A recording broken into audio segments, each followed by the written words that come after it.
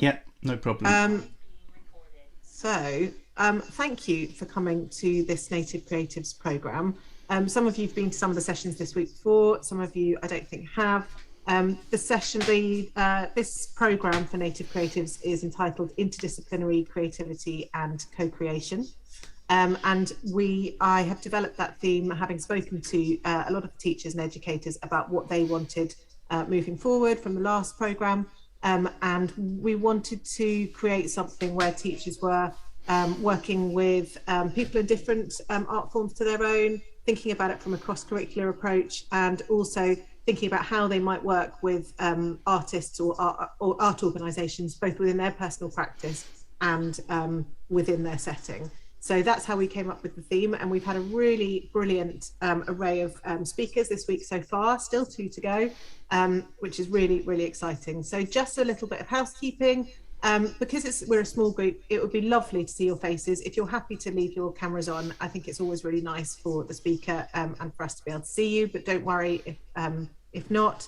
We are recording, but it'll only record the people that are on the spotlight, in the spotlight. So I think that'll probably just be myself and Bill. And then they will be posted on the Festival Bridge website so that you can access them again if you so wish.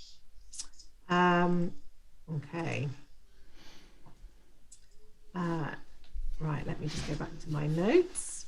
Okay, so we're really lucky today to have Bill Vine, who is an experimental composer, performer, improviser, audiovisual artist, and I've got to say this right, luthier electronique, which is if I'm right, am I right in saying, Bill, this is an electronic violin or instrument maker?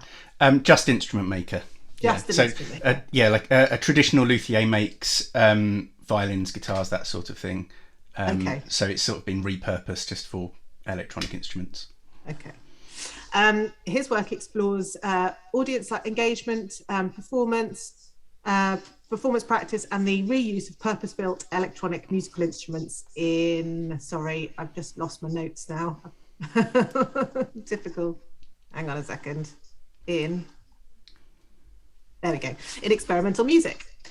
Bill is lead artist and artistic director for Unit, a collective of artists working to create immersive audiovisual music and video performances and installations, and Flux Intermedia, a project influenced by the Fluxus group of artists bringing together music, dance, literature, live visuals, and creative lighting design. In 2020, he was commissioned to create a new long-form electroacoustic work, North Song, for the 2021 North Norwich Festival. So he's now part of our family, the NNF family. And thank you, Bill, for leading the penultimate Native Creative session for this programme. And we very much look forward to it. So over to you. Thank you, Jen, very much for the introduction. Thank you, everybody here, for signing up, and thanks, of course, to the Festival Bridge as well. So today's session is called Experimental Music Composition and 3D Recording.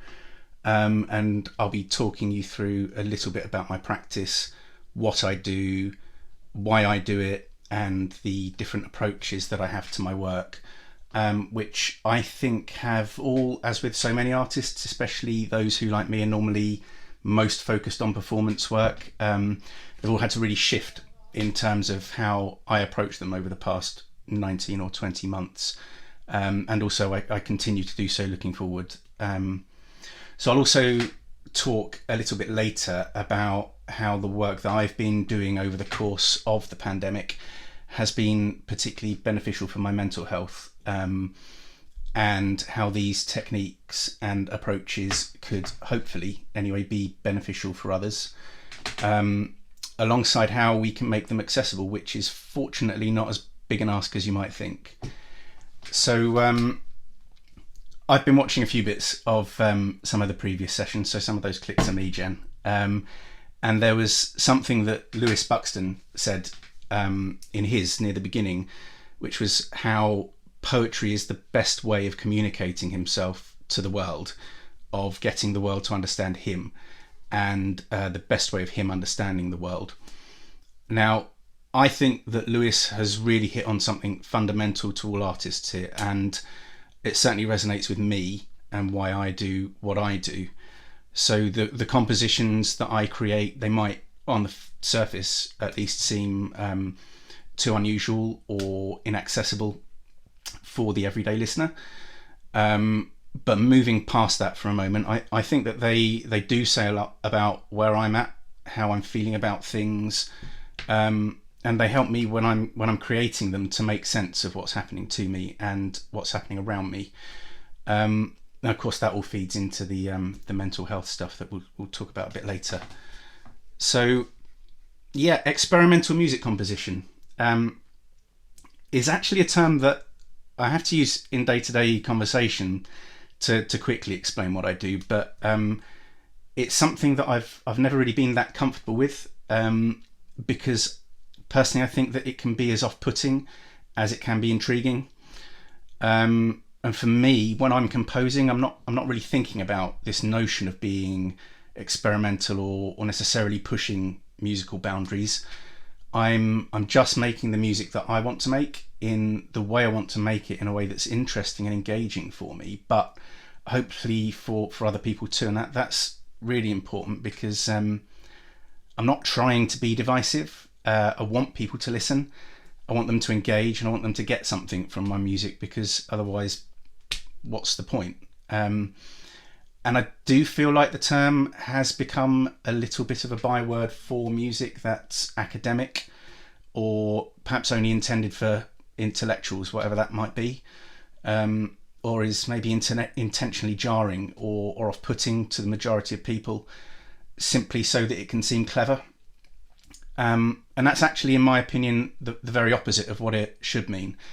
And where I think that the term can or should be useful is in demonstrating to people that music doesn't have to follow strict rules. It doesn't have to be a string quartet or an orchestral piece or a singer-songwriter or whatever. Playing and experimenting with sounds is just as valid, it's just as rich, and it's just as creative a compositional approach as any of those other things. And it doesn't matter what those sounds are either, or where they've come from. So someone might find beauty or interest in, say, the creaking of a bridge, or in birdsong, or the sound of a bath emptying. It's all legitimate, and it all has the potential to be manipulated or arranged or cut up and composed with. So every sound really has musical properties, and therefore has the potential to become music. And I think that this is a really useful thing to realise in making that leap into understanding that this sort of music can be for everybody. And so by its very nature, it is accessible in so many ways, which is something that I'm going to talk about now in relation to what I've been doing most recently. Perhaps that seems a bit backwards, but we'll come to my more usual practice a bit later. So the bulk of the music that I've been composing throughout the ongoing pandemic has been very closely tied into the daily exercise that we were all allowed to take last year, before the government decided to abandon the pretense of trying to keep the population safe. I'm very lucky, unlike a lot of people, because my house backs onto Mousehold Heath. So I had a constantly changing outdoor environment to explore, to keep me sane. And through this, I thought it'd be a good idea to start to capture the different sounds of the different parts of the heath at different times of the day. And because of what I do as a composer, I was able to capture the sounds using a variety of different microphones, which I really want to stress at this point. They're in no way a requirement for doing this sort of work or for composing with the materials that are captured. But over the years, I have accumulated microphones that allow me to do things like record underwater, record underground, record things that are very, very far away, or maybe capture the electromagnetic activity of a location. And of course, as hinted at in the title of the session, sounds in 3D. But the important thing here is really that the majority of people now have the technology to capture perfectly decent sound recordings, and they carry that tech around with them most of the time. So that means that if something grabs your imagination in a moment, it's possible to record and document that sound. It's probably obvious that I'm talking about mobile phones, and while you may not think that they would be good enough, there are actually plenty of professional composers and sound artists working today who frequently include mobile recordings in their work. A great example is the composer Barry Truax. And he's been making environmental recordings since the late 60s. So he's seen and probably used just about any and every piece of portable recording equipment that you can think of. So why do I think that this sort of activity is so important? How can it be nourishing, and how can it be beneficial to someone's mental health? And the answer, I think, is in the idea of listening. And I mean here really, really listening, not just being vaguely aware of your surroundings, the sounds where you are. So listening to the sounds of your environment. They might be closer, they might be further away, they might be continuous or perhaps a bit more sporadic. They might be sounds that we like, they might be sounds that we don't like. What they all do is give a new sense of understanding and of belonging to that place that you call home, or perhaps any location that you choose to undertake this sort of deep listening in. And more than that, sound creates our sense of space and our sense of time. And so space isn't simply a container for sounds. We really come to know a place orally by letting it act on us and interact with us in terms of our listening.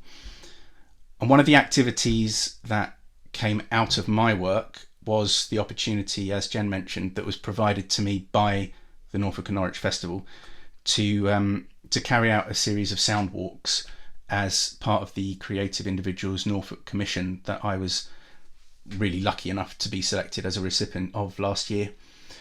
And a sound walk is really an exploration of a location through walking, in which listening becomes the primary source of information.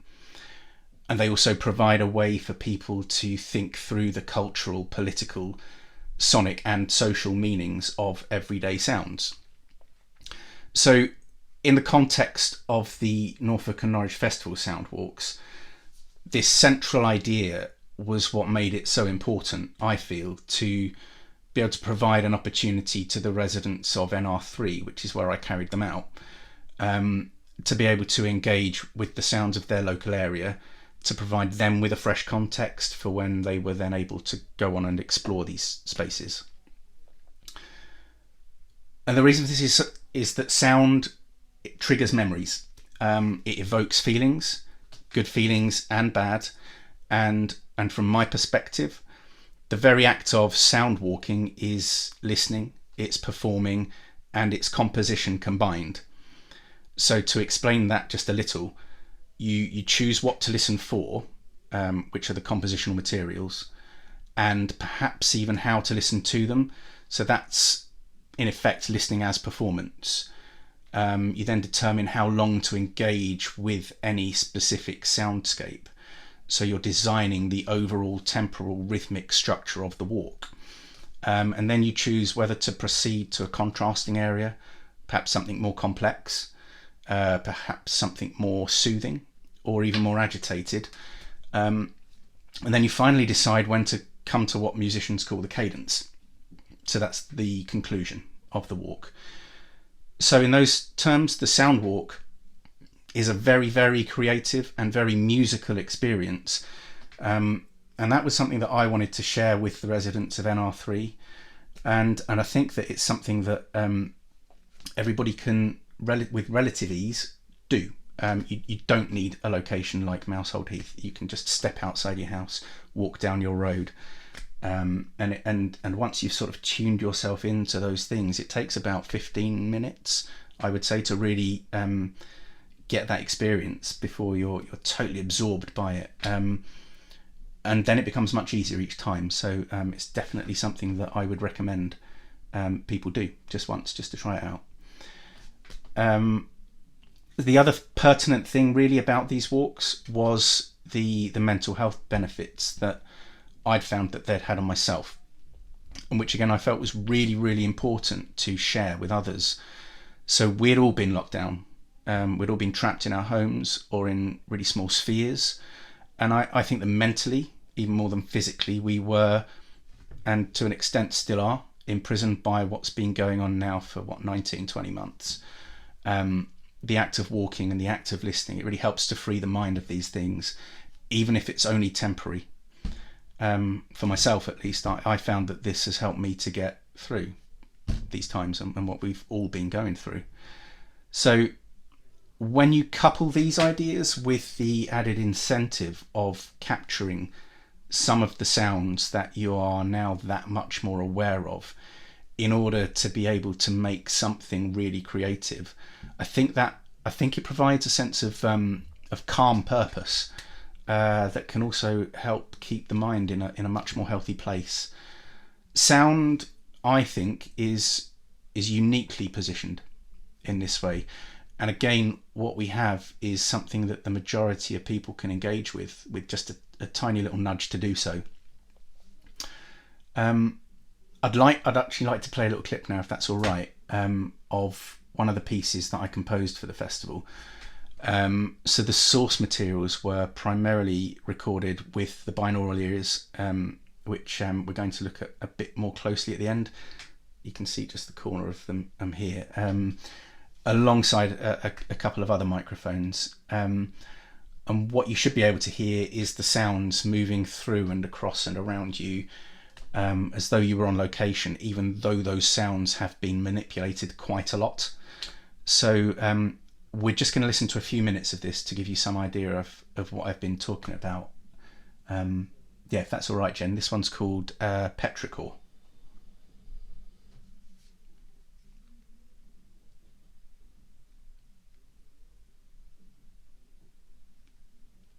Am I putting that one in, Bill, or are you doing If that's it? all right, yeah, sorry. Oh, sorry. No, I'm sorry. Hang on. Right, let me share the screen. Sorry. Do you want me to try and bring it up? No, I've got it. Okay, grand. Thank you.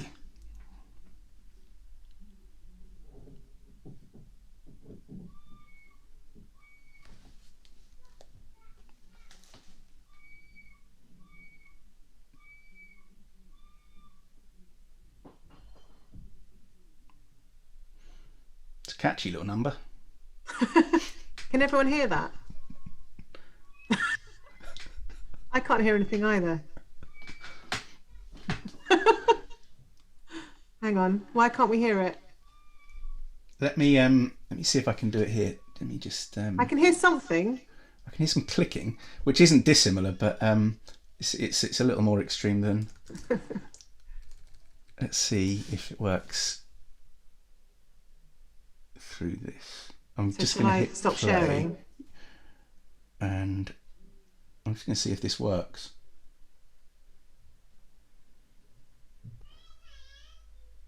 Will you hear that? Yeah. So I should say this is best listened to on the headphones as well.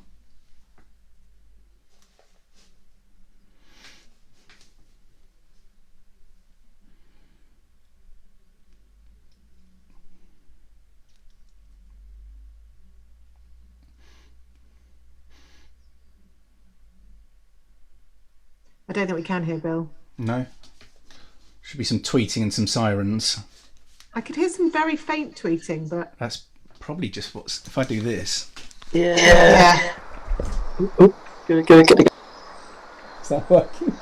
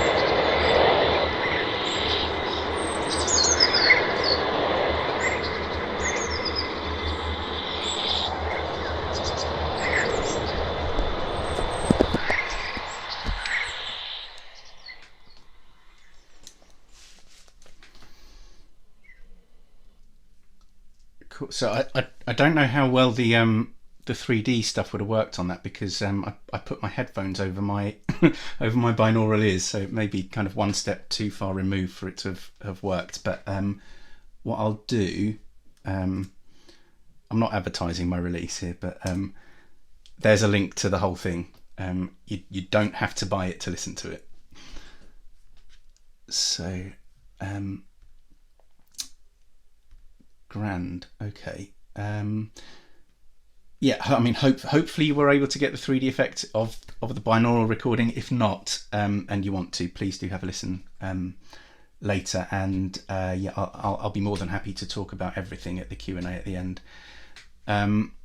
So I'm just going to move on now to a little bit about what I would normally have been doing had we not been struck down by the plague. So as I said at the start, most of my work historically has been performance based, and I have got two main projects on the go, which are still ticking over, and new ideas for new iterations. They're constantly going around in my head, although I've yet to work out how I can be comfortable putting them on. The thought of putting people at risk, frankly, fills me with horror. And the problem with my performance work is that I like to put the audience at the heart of what's going on. So bring them into the performance space to break down the boundaries that exist between performers and audience, and to try to do away with some of that really formal sitting and watching what's going on style of concert going. So yeah, the projects I'm talking about are the ones that Jen mentioned at the beginning. It's Unit and Flux Intermedia.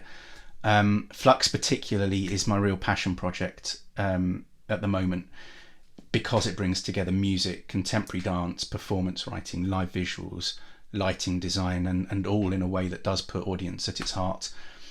The performance allows itself to be affected by and change with the audience, and it introduces these experimental, for want of a better word, elements in a very playful way that I hope really gets the attention of everybody in the room in one way or another. So nothing's forced. Of course, people can choose to be as much or as little involved as they're comfortable with. So where a dancer might try to involve an audience member, if they're not comfortable with it, then that's fine. And when we did the performance of the R&D, we had a set of systems in place that meant that the performance just carried on. So it didn't matter. Let's try and play the promotional video, if that's all right, of Flux, which took place at the end of 2019. We're not going to sit through the whole thing. It's up on Vimeo again if you want to look at it at the end. Do you want me to try and bring that up, Jen, or? I've got it. It's fine. You've got it. Let's try. Grand. Yeah, let's try. Okay, let's see.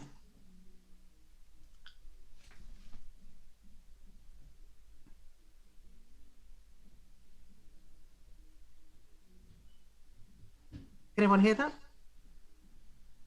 No, no one can hear that? It's very silent. No, Jen, Hang on. lack of sound. I think it's about to... Hang on. I'm going to just try one thing. Hang on. Let me just stop for a second, because I think there is a way, isn't there, of in the...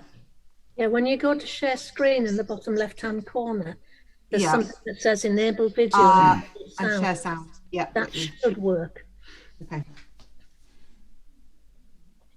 just going to take this back.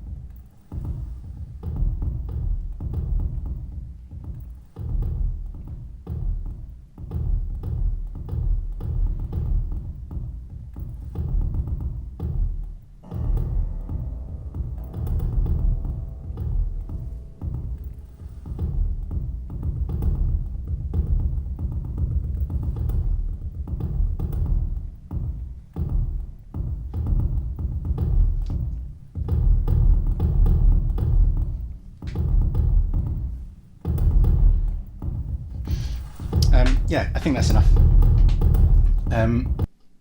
So yeah, hope you can sort of see that the audience were in all amongst the performers, and that's what I'm trying to get at with that breaking down the boundaries thing, and obviously why I'm so concerned at the moment. Obviously I can make sure that my co-artists are tested and all of that thing, but I just can't be responsible. It just makes me really anxious.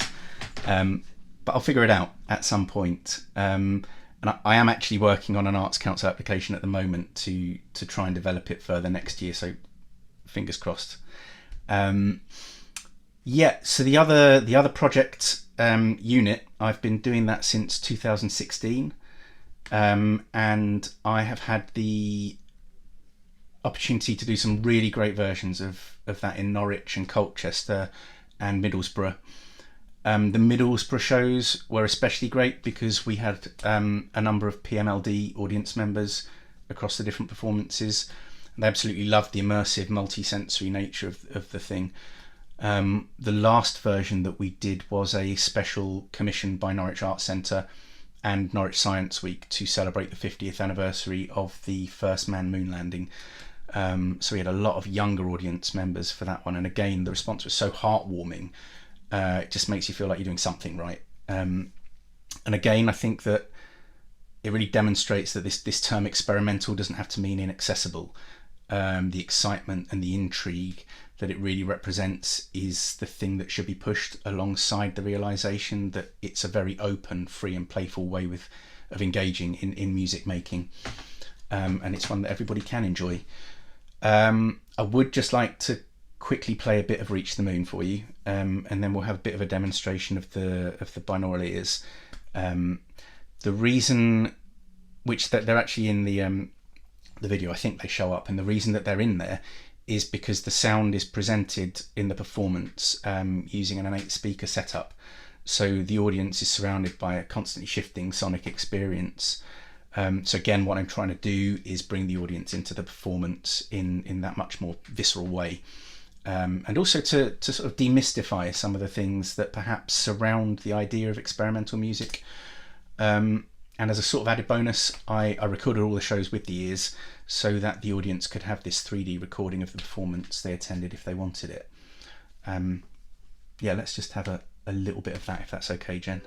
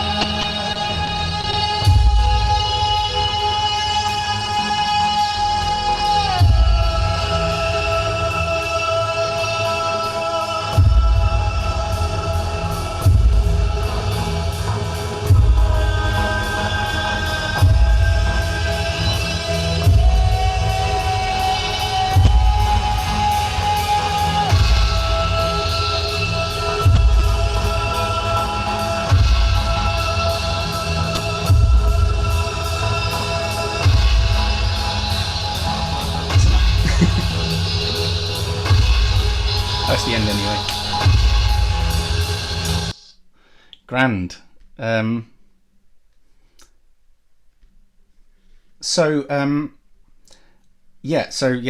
been using the binaural mic through the session. Fingers crossed it's working properly. and I've got some bits of percussion here, just because I think that they kind of help to pinpoint the sound a bit better. So I'm just going to move the mic a bit more into view, and then move it around a bit and make some noises. So as you can see, it's basically just kind of a reproduction of a set of human ears. So if I just kind of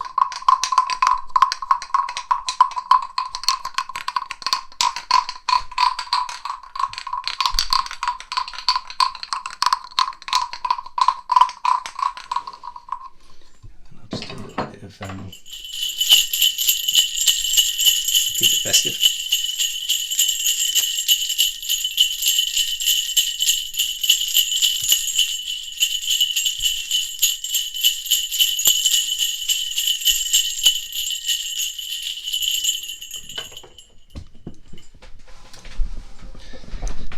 Yeah, so hopefully you can hear that what the microphone there is doing is tricking the brain into hearing things as though I was moving the percussion around your actual head.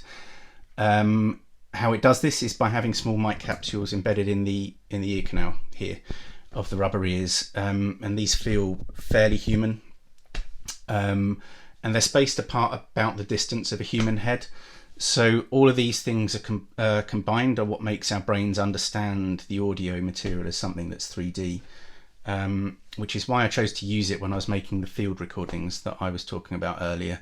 So when people listen back to the finished compositions, although the sounds have been manipulated, they still get the sensation of being outside amongst the natural environments that the recordings were originally made in.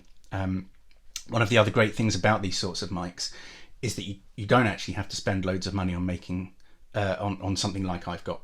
They're not actually that complicated to make. And the parts that go into putting together a basic version are very inexpensive. So if it is something that people are interested in doing, it's definitely a very achievable goal. Unfortunately, because we're not able to do this in person, there's not much more I can do in terms of an actual demonstration of the ears. But I hope that it gives at least an idea of the usefulness and the artistic potential of the technology. And I hope also that some of the things that I've been talking about have enthused you about the possibilities, the creative and the mental health benefits of experimenting with sound, how it really can be an approach to music making that's accessible to lots and lots of people rather than the niche that you might have previously thought it was. Yeah, I think that's probably enough of me just That's talking. great. Thanks, Bill. Should we?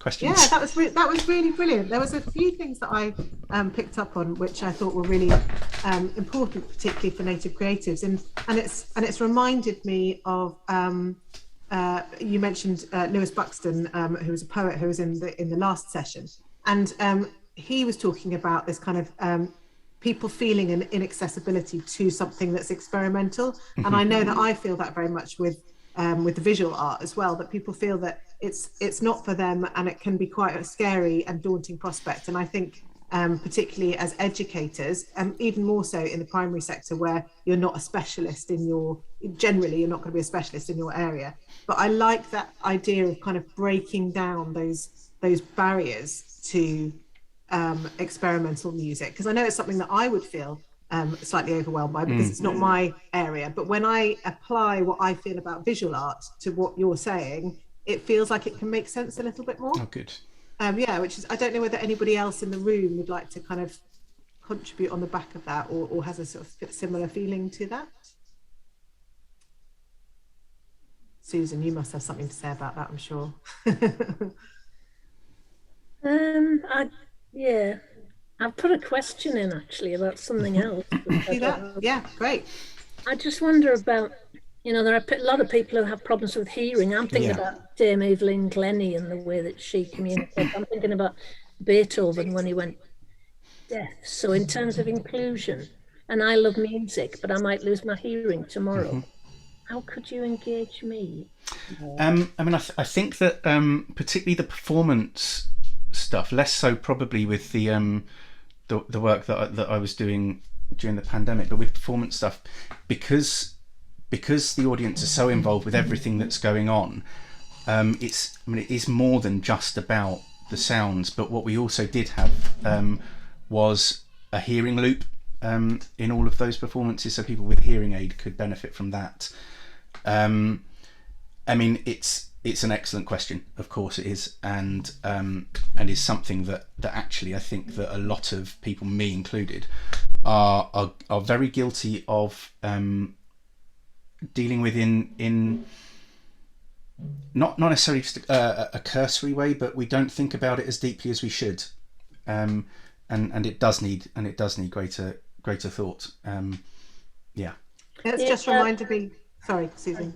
Well, no, there's a few years ago there was an Ofsted report about art, and had a wonderful expression at the beginning about children see before they speak, and then somebody said, but a lot of children don't see. So how do you? Yeah, it's interesting. It reminds me of I hate to reference this famous BBC One programme, but in Strictly this year, there's the girl who can't hear, and she's extraordinary. You know, the way that she's listening to, I guess, the beats and the feeling of the music, even though she can't hear it, and then she's got to interpret that into the way that she moves her body, which is an extraordinary thing to be able to do, and presumably not everybody can do that. I don't know. Yeah, I mean, I think that's another thing that's good about the intermedia work, is it is so varied. So again, you know, it's not an excuse to not try harder, but there's stuff there, and like I said, I think we should try harder. Are there any other questions from the group? It'd be really nice to hear your thoughts or something that you noticed. Lawrence, do you want to join? Thank you. Yes. Just on your sound walks, Bill. Yes. You spoke about how you process the sounds. I just wonder if you'd like to maybe explain a bit more about that. Yeah, sure. So there's kind of as many or as few techniques as you want, really, with sound manipulation and processing. You can go down so many different rabbit holes, or not. You know, it could just be as simple as loading it into your digital workstation and adding some reverb, adding some delay, something like that. I discovered a program last year called Borderlands, which is I've got it for the Apple tablet iPad, and